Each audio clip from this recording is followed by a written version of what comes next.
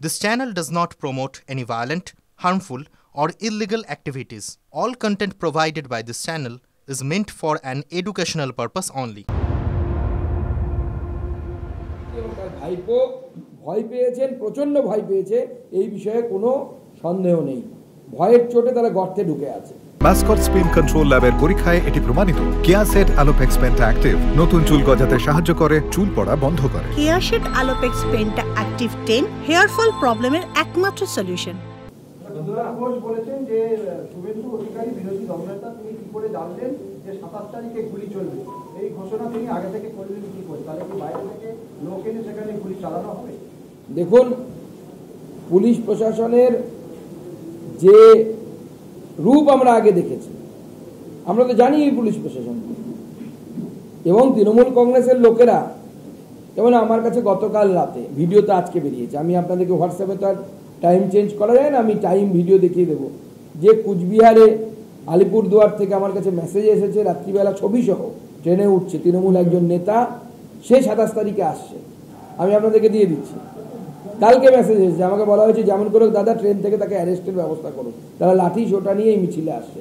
তৃণমূল নেতা, তৃণমূলের ছাত্র নেতা, যুব নেতা, তার ছবি আছে আমার কাছে, ট্রেনে ওঠার ছবি আছে, তার প্রোফাইলের ছবি আছে, আপনাদের সামনে সব আমরা দিয়ে দেবো। তো তৃণমূল চেষ্টা করছে আমার যেটা মনে হচ্ছে, এবং সেইটা এই ধরনের মব ভিডিও করে বিজেপির ঘাড়ে চাপিয়ে দেওয়ার একটা চক্রান্ত চলছে। পুলিশের পোশাক ব্যবহার করে মারধর করা হবে, এই ধরনের একটা আশঙ্কা তৃণমূলের তরফ থেকে করা হচ্ছে, গুলি চালানো হবে। দেখুন, মমতা বন্দ্যোপাধ্যায় এক সময় এরকম বডি নিয়ে দৌড়দৌড়ি করতেন, এই প্রান্ত থেকে ওই প্রান্তে যেতেন, সেটা ওনাদের মনে হতে পারে, কিন্তু আমরা ধ্বংসাত্মক রাজনীতিতে বিশ্বাস করি না, ভারতীয় জনতা পার্টি বিশ্বাস করে না, মৃতদেহ রাজনীতিতেও আমরা বিশ্বাস করি না। মমতা বন্দ্যোপাধ্যায় লাশের রাজনীতি করেন, বামফ্রন্ট আমলে বামফ্রন্টের নেতাদেরকে বললে ওরা সবিস্তারে আপনাদেরকে বর্ণনা করবেন কতবার কোথায় কোথায় কোন কোন লাশ নিয়ে কি করেছে। এমনকি জ্যোতিবাবুর কাছে একজন দিব্যাঙ্গ মহিলাকে মেয়েকে নিয়ে চলে গেছিলেন যে তার রেপ হয়েছে বলে। আমরা অনেক ড্রামা দেখেছি, অনেক নাটক দেখেছি। বিজেপি কর্মীদের উপরে আক্রমণের কোনো আশঙ্কা করছেন? দেখুন, বিজেপি কর্মীদের উপরে আক্রমণ করার চেষ্টা করা হতে পারে তৃণমূল কংগ্রেসের তরফ থেকে, এই অজুহাত দিয়ে বিজেপি নেতাদেরকে গ্রেপ্তার করার চেষ্টা হতে পারে।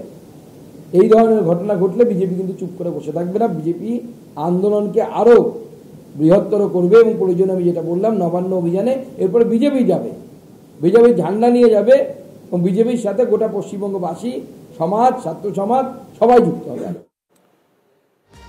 নবান্ন অভিযানে একটা বড়সড় অশান্তির আশঙ্কা পুলিশের তরফ থেকেও করা হচ্ছে। শাসক দলের মতোই ষড়যন্ত্রের আশঙ্কা করছে পুলিশও।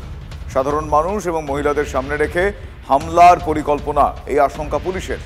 এডিজি আইন শৃঙ্খলা মনোজ বর্মা এবং এডিজি দক্ষিণবঙ্গ সুপ্রতিম সরকারের দাবি, সংগঠকদের একজন গতকাল পাঁচতারা হোটেলে এক রাজনৈতিক নেতার সঙ্গে বৈঠক করেন। আমাদের কাছে বিশ্বস্ত সূত্রে বেশ কিছু তথ্য এসেছে। সেই তথ্যের অন্যতম একটি হলো, এই যে পশ্চিমবঙ্গ ছাত্র সমাজের তরফে যারা মূল সংগঠক, তাদের মধ্যে একজন গতকাল শহরের একটি পাঁচতারা হোটেলে এক রাজনৈতিক নেতার সঙ্গে দেখা করেছেন। সেই ব্যাপারে আমরা তথ্য প্রমাণ সংগ্রহ করছি। আমরা সূত্রে খবর পেয়েছি যে আগামীকালের নবান্ন অভিযানে সাধারণ মানুষের ভিড়ে মিশে গিয়ে কিছু দুষ্কৃতী ব্যাপক গণ্ডগোল, অশান্তি, হিংসা এবং বিশৃঙ্খলা ছড়াতে পারে।